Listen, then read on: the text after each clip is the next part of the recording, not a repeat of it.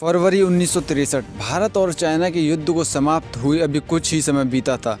उसी समय के दौरान एक गडरिया गलती से अपनी भेड़ों को चराते हुए रेजांगला पहुंच जाता है। लेकिन रेजांगला पहुंचने के बाद जो उसकी आंखें देखती हैं उसे देखकर वो हैरान हो जाता है। दरअसल उसके सामने कई सारे सैनिक मृत पड़े होते हैं, लेकिन उनके हाथ अभी भी हथियारों को जस के तस पकड़े होते हैं, मानो उन्होंने अपनी अंतिम सांस तक चीनी सैनिकों को भारत की तरफ आने नहीं दिया। इतने खतरनाक दृश्य को देखकर वह गडरिया बहुत ज्यादा घबरा जाता है, लेकिन वह इसकी जानकारी तुरंत ही इंडियन आर्मी की नजदीकी पोस्ट को देता है। जब आर्मी के अफसर रेजांगला पहुंचते हैं तो वह अपने सैनिकों के उन पार्थिव शरीर को देखकर सन्न रह जाते हैं। ये कोई और नहीं, वही भारतीय सैनिक थे जिनके बारे में ये कहा जा रहा था कि वो या तो चीनी सैनिकों से डरकर युद्ध का मैदान छोड़कर भाग गए हैं या फिर उनको चीनी सैनिकों ने बंदी बना लिया है। अगर ये गडरिया उस दिन गलती से रेजांगला नहीं पहुंचता तो हमारे वीर सैनिकों की वीर गाथा हमारे सामने कभी नहीं आती और ना ही हम उस पर कभी भी विश्वास कर पाते। दरअसल 1962 में चीन की तरफ से एडवांस गन्स के साथ हजारों की तादाद में चीनी सैनिक भारत की तरफ आगे बढ़ रहे थे और रेजांगला की पोस्ट पर थे भारत के महज 120 सैनिक, जिनमें से 114 अहीर थे जिनको आप यादवों के नाम से भी जानते हैं, और इन सभी का नेतृत्व कर रहे थे मेजर शैतान सिंह।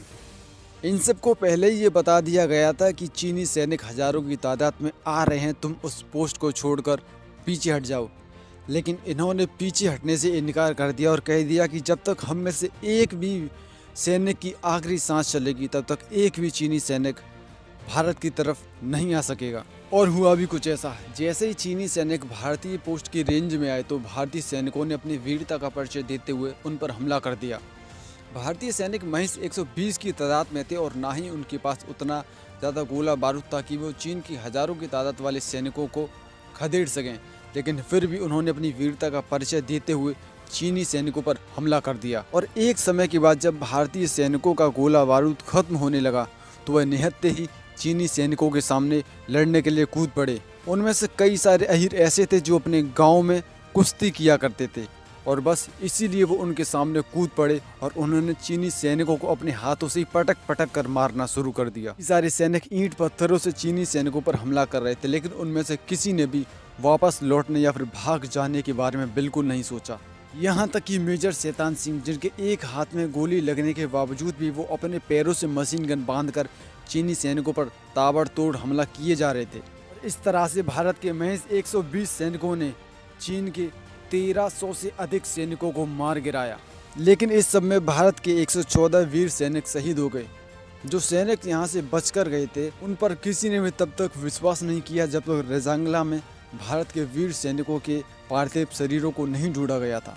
अगर वो गडरिया उस दिन रेजांगला नहीं जाता तो शायद हमें कभी नहीं पता चलता कि भारत के 120 सैनिकों ने किस तरीके से चीन के 1300 से अधिक सैनिकों को मार गिराया और अपनी वीरता का परिचय दिया। वहाँ पर जितने भी सैनिक शहीद हुए उनमें से किसी ने भी पीठ पर गोली नहीं खाई थी, मानो सभी दुश्मन के सामने अड़े रहे और सब के सब ने अपने सीने पर गोली खाई थी। और उन 114 वीर अहीरों के सम्मान में रेजांगला के नज़दीक अहीर धाम की स्थापना की गई। साल 1963 में ही भारतीय सरकार ने रेजांगला वॉर मेमोरियल बनवाया, जिस पर उन सभी वीर जवानों के नाम अंकित हैं जिन्होंने इस युद्ध के दौरान अपने देश के लिए अपने प्राणों को निछावर कर दिया।